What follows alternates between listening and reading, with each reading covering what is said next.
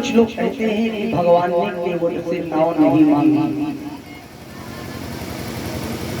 अच्छा एक बात बताओ, जैसे आपके घर में कैरेट भर टक्का रखे हैं, देखो भैया क्या टक्का जो लेके कैरेट भर रखे वहाँ दशहरी वाले। अच्छा दशहरी वाले आम रखे हैं, आम मांगेंगे तभी तो ये कहेंगे नहीं लाना। 21 मुद्रा भैया है। अच्छा जब कुछ मांगेंगे अगला कभी तो कहेगा नहीं आना। बहुत से लोग कहते राम ने नाव नहीं मांगी। अच्छा जब राम ने नाव मांगी थी तब क्या तुम खड़े थे वहाँ? क्या भैया नाव राम ने अगर नाव मांगी थी तब क्या तुम खड़े थे वहाँ? देख रहे थे, वीडियो बना रहे थे कि हम दिखाई देंगे राम ने नाव नहीं मांगी। ए भैया राम ने नाव मांगी, केवट न आना, केवट कहता है नहीं आना। एक बार केवट कछुआ बन करके गया भगवान के चरण स्पर्श करने के लिए। लक्ष्मण शेषावतार थे, पुष्कार मार देते थे, 10 किलोमीटर चला जाता था। तभी कह रहा है न आना, केवट ने 10 अवतार लिए। और देखिए भगवान खड़े हैं, सोच रहे हैं राम जी कि इधर केवट भी नहीं आ रहा है।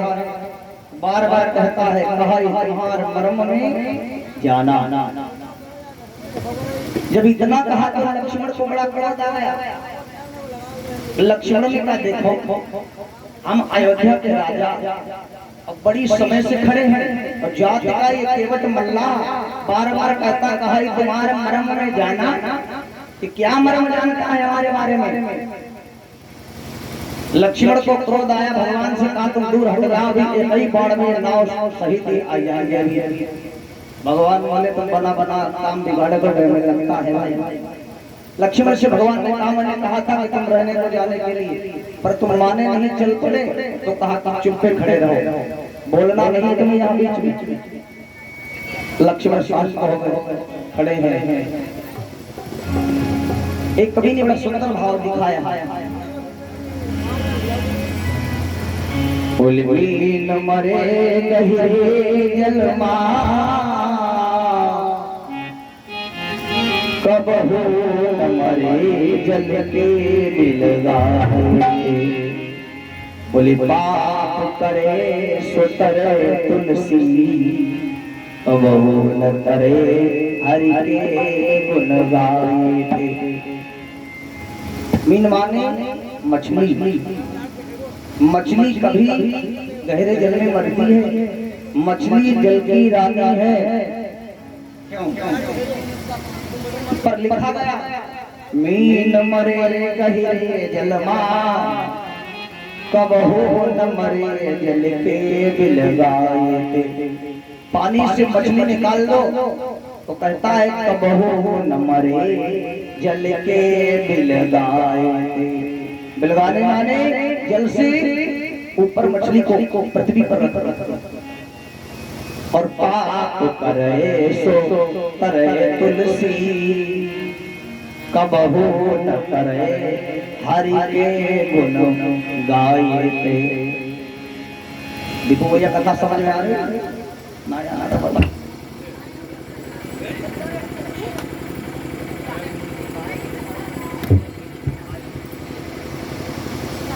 लैया भैया और 101 मुद्रा है। 101 मुद्रा हमारे भैया ठाकुर आनंद सिंह के द्वारा है, अगली फल है। और 101 मुद्रा हमारे भैया सत्यम सिंह है, और अगली फल भगवान के चरणों में लाए हैं। मंगल कामना है। बोलिए सच्चिदानंद भगवान की जयकारा। देखो जो जयकारा लगाएगा उसी को केला का प्रसाद दिया जाएगा। हम भी कमशाला छोड़ेंगे, अपना रख लेंगे, सुबह सुबह खाई लेंगे हम लोग, है कि नहीं? जरूरी का जयकारा लगाओ भाई, मेहनत करोगे तभी तो कुछ फल की प्राप्ति होगी, है कि नहीं? मेहनत करेंगे हम, प्रसाद पाओगे तुम लोग। इसका क्या प्रसाद छुआ पा रहा है। बोलिए सच्चिदानंद भगवान की, बोलिए वाह भाई वाह। तो इसी प्रकार भगवान केवट से नाव मांग रहे हैं। पर लिखा कहा ये तुम्हारी मरम मैं जाना। इसलिए महाराज और भगवान दूसरा भाव देखिए इसमें क्या है।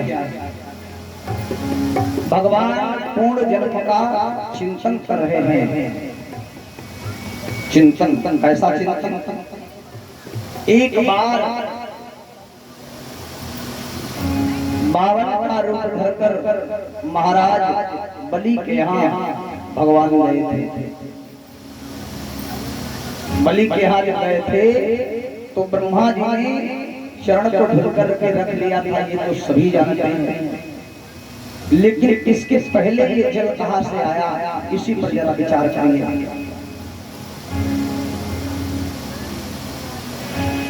हो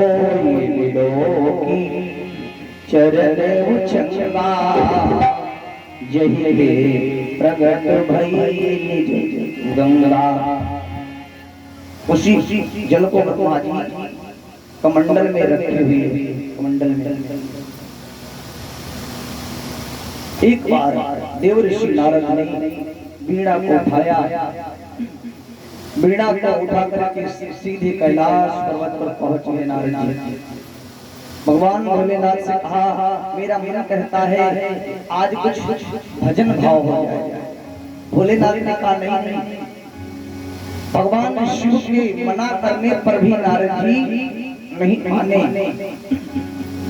भजन गाना प्रारंभ कर दिया। गाया भजन। जब भजन गाया तो भजन में होता है राग और रागिनी। जैसे राग से कोई गा रहा है तो बोल कंसुरा हो जाता है, कभी कभी कंसुरा जब बोल हो जाता है तो उसकी मिठास चली जाती है। हाँ, राग रागिनी को श्राप है।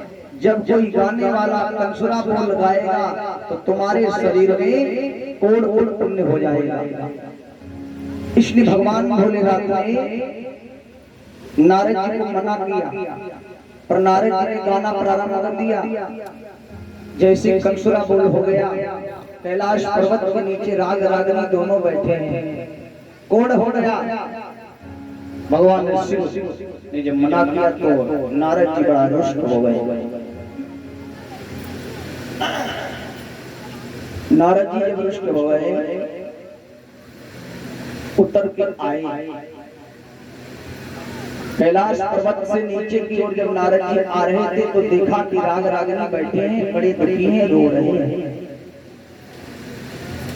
अच्छा, संत महात्मा ब्राह्मण का कर्तव्य यही है, अगर पृथ्वी पर कोई दुखी है, रो रहा है तो उसके दुख का निवारण करेंगे।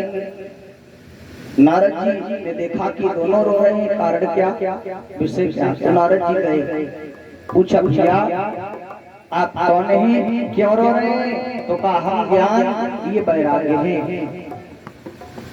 क्यों रो रहे हैं? हमारे शरीर के अंदर कोड़ कोड़ पुण्य हो गया है, इसका निवारण कैसे हो गया? तो कहा कि भगवान शंकर डमरू बजा करके यदि कैलाश पर्वत पर नाचेंगे, नृत्य करेंगे तो हमारा ये कोड़ दूर हो जाएगा। नारद जी ने कहा ठीक है, हमें लगता है कि कैलाश पर्वत पर जाना पड़ेगा। अब नारद जी पुनः कैलाश पर्वत पर चल पड़े। पुनः कैलाश पर्वत पर नारद जी जब गए तो भोले बाबा से कहा, भोले बाबा तुम्हें एक छोटा सा कार्य करना है। क्या करना है?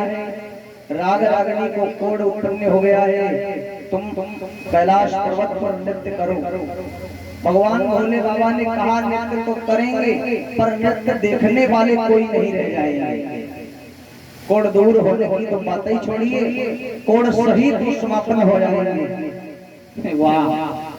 नारद जी ने कहा हम देखेंगे। भगवान शिव ने कहा नारद जी तुम्हारे अंदर तो कुछ भी क्षमता नहीं है, मैं चाहूं तो मेरा स्वामी भी नहीं देख सकता। स्वामी कौन है? भगवान विष्णु। स्वामी सखा और सेवक तीन संबंध हैं। कहा विष्णु भगवान अगर चाहते हैं तो हम नाचने के लिए तैयार हैं, अन्यथा मैं नृत्य नहीं कर सकता। हम नारद जी बड़े चक्कर में पड़े। तो नारद जी ने वीणा उठाया और क्षीर सागर की ओर गए। क्षीर सागर में देखा कि भगवान बैठे हैं। भगवान से कहा कि तुम्हें कैलाश पर्वत पर भोलेनाथ ने याद किया। विष्णु भगवान आए। विष्णु भगवान पधारे। भगवान विष्णु ने मोहिनी का रूप धारण किया। बैठ गए। भोलेनाथ ने अपना डमरू उठाया और जैसे ही नाचना प्रारंभ किया। अब नाचते नाचते नाचते नाचते नाचते नाचते बहुत समय हो गया। भोले बाबा को इतना घमासान नृत्य हो रहा है, संसार में लय पले होने लगा।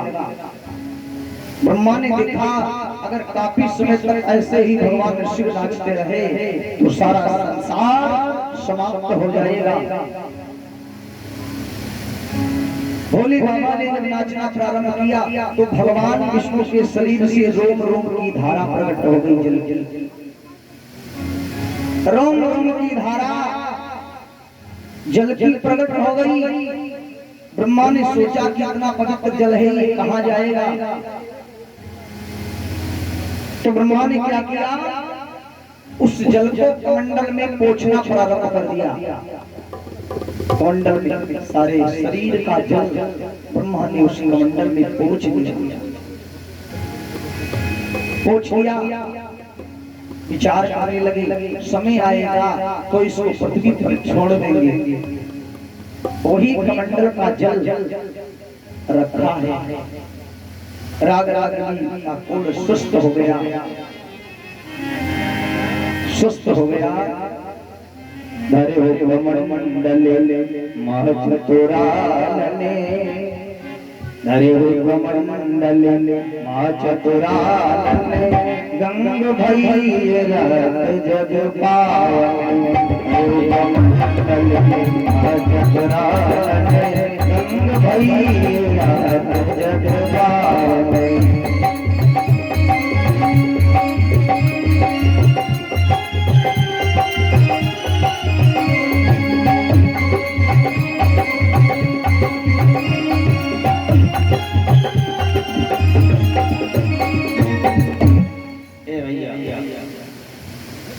वही कमंडल का जल ब्रह्मा जी रखे हुए इंतजार कर रहे हैं। मैया गंगा को इस पृथ्वी पर भूतल पर धराधाम पर किस समय कब कब छोड़ा जाए, ये ब्रह्मा जी विचार चाहते हैं। इसलिए महाराज इधर भागीरथी तपस्या कर रहे हैं। महाराज सगर के 60,000 पुत्रों का कल्याण करेंगे। 60,000 पुत्र है महाराज सगर के।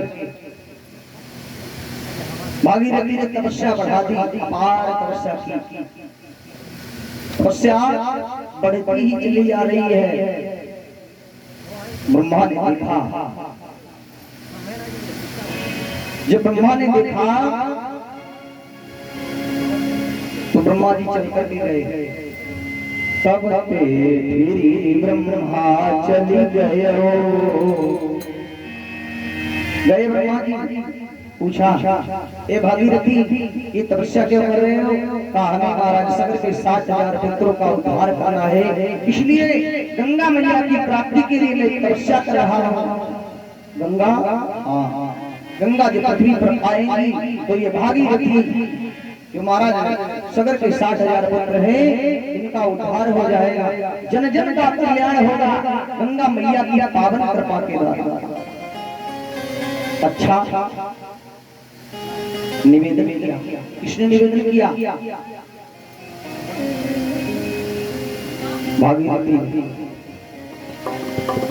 करी कृपा संत महादीजे यह संसार सोयस करीजे करी कृपा संत महादीजे यह संसार सोयस करीजे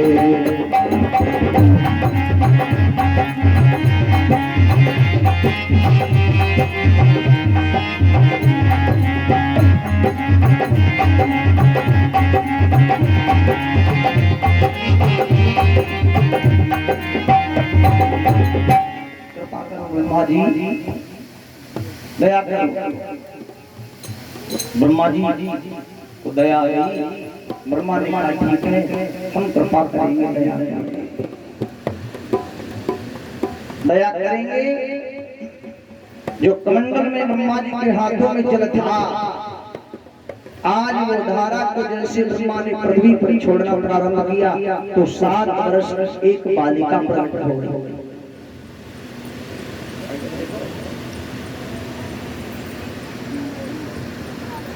और का बताए देव का मालूम भोली वाली कथा। 7 वर्ष की कन्या प्रकट हो गई। अब 7 वर्ष की बालिका, अच्छा छोटा सा बालक माता पिता को प्रिय होता है कि नहीं? क्यों? 7 वर्ष की बालिका जब प्रकट हो गई तो ब्रह्मा जी ने कहा पुत्री तुम्हें इस पृथ्वी पर भूतल पर जाना है। क्यों? महाराज सगर के 60,000 पुत्रों का संहार करना है, कल्याण करना है, उद्धार करना है। मना कर दिया, नहीं जाऊंगा। अच्छा तुम्हारी बेटी हो और पिता अगर कहे पुत्री मना कर दे तो दुख नहीं होगा पिता को? क्यों होगा कि नहीं? ब्रह्मा जी को बड़ा दुख हो गया। ब्रह्मा जी को दुख हो गया, क्यों नहीं जाओगी? तो गंगा मैया बोली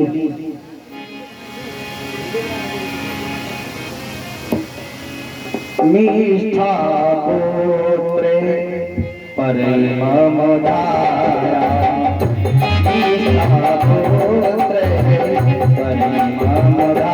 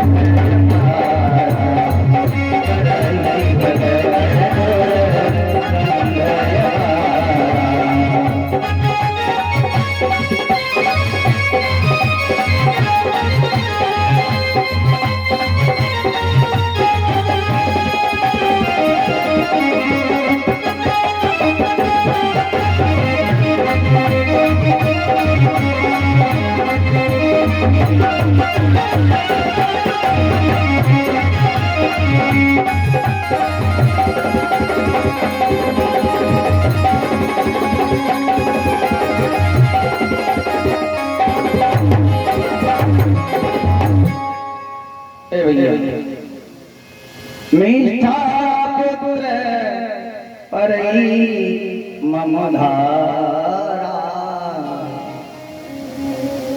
मिष्ठा मानी कोई मिठाई भाई भगवान पे चढ़ेगी, 5 रुपए चढ़ाओ मिठाई लोगे, 50 रुपए मिठाई क्यों? हाँ एक लोगों ने कहा पंडित जी मिष्ठा का मतलब क्या हो गया? हमने कहा हलवाई क्या मिठाई ले लो 5 रुपए, गंगा मैया में चढ़ाई लो मिठाई लो।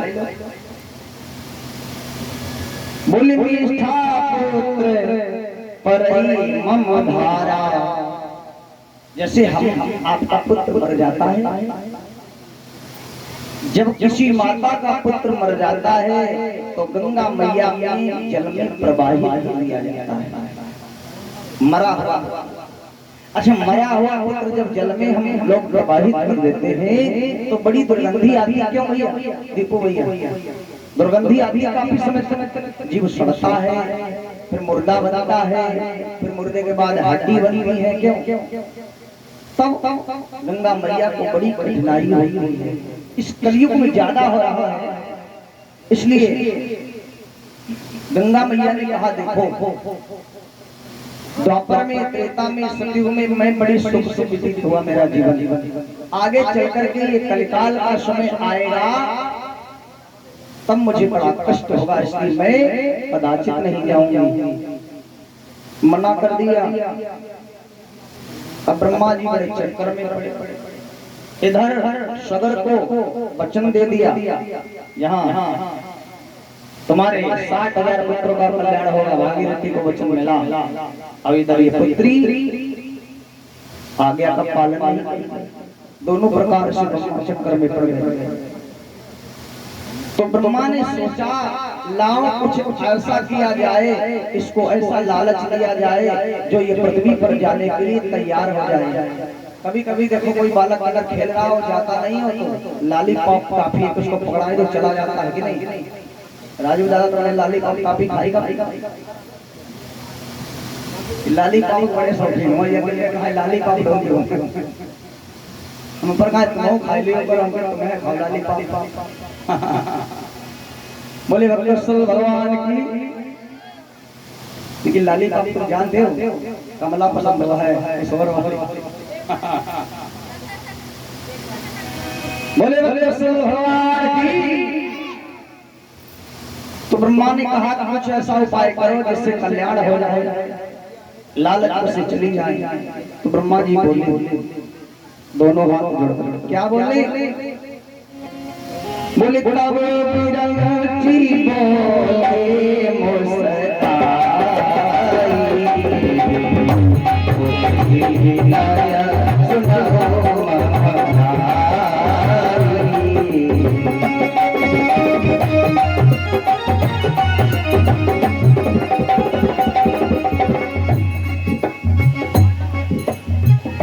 तब बिरंची बोले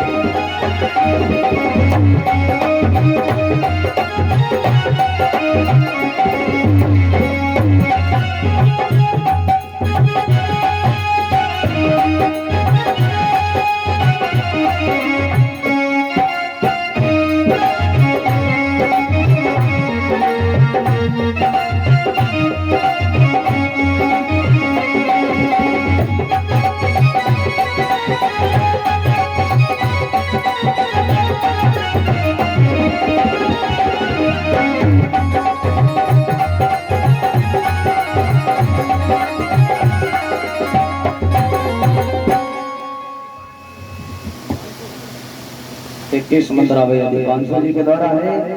बोले कृष्ण भगवान की जय हो। तब बिरंची मानी ब्रह्मा